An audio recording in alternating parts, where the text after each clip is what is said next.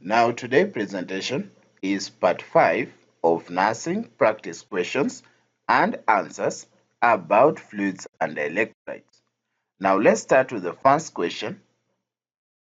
The nurse caring for a client with heart failure who has been receiving intravenous diuretics suspect that the client is experiencing a fluid volume deficit.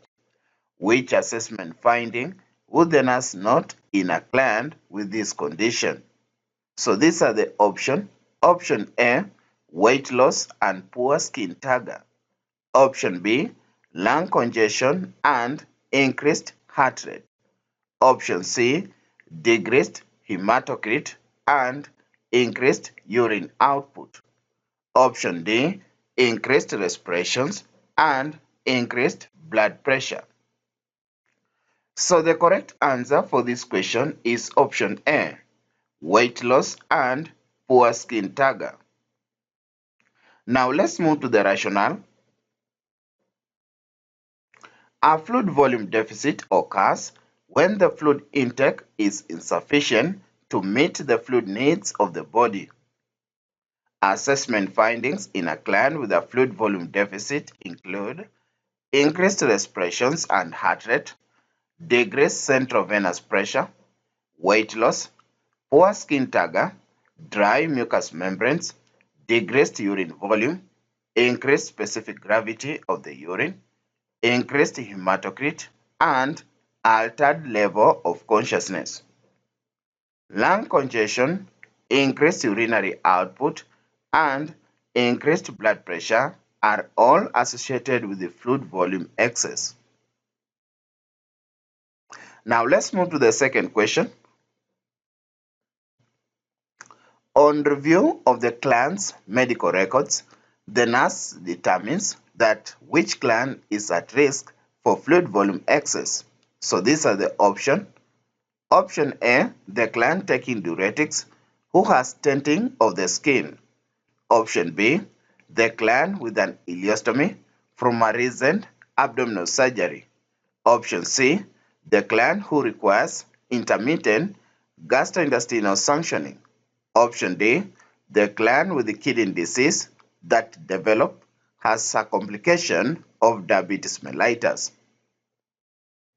So the correct answer for this question is option D, the client with the kidney disease that developed as a complication of diabetes mellitus. Now let's move to the rationale. A fluid volume excess is also known as overhydration or fluid overload and occurs when fluid intake or fluid retention exceeds the fluid needs of the body. The causes of fluid volume excess include decreased kidney function, heart failure, use of hypotonic fluids to replace isotonic fluid losses, excessive irrigation of wounds and body cavities, and excessive ingestion of sodium. Kidney disease is a complication of diabetes mellitus, and as a result of the kidney disease, the elimination of fluid is affected and the client retains fluid. The client taking diuretics, the client with an ileostomy, and the client who requires gastrointestinal sanctioning are at risk for fluid volume deficit.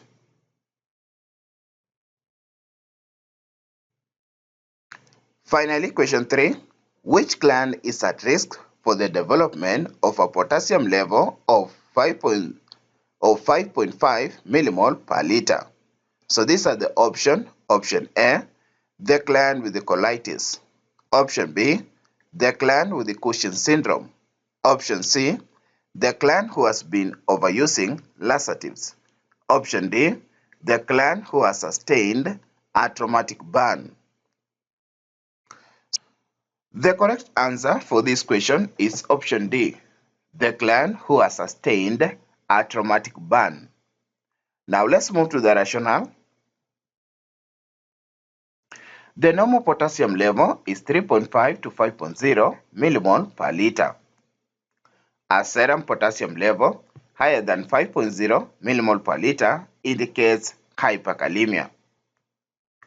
Clients who experience cellular shifting of potassium in the early stages of massive cell destruction, such as with trauma, burns, sepsis, or metabolic or respiratory acidosis, are at risk for hyperkalemia.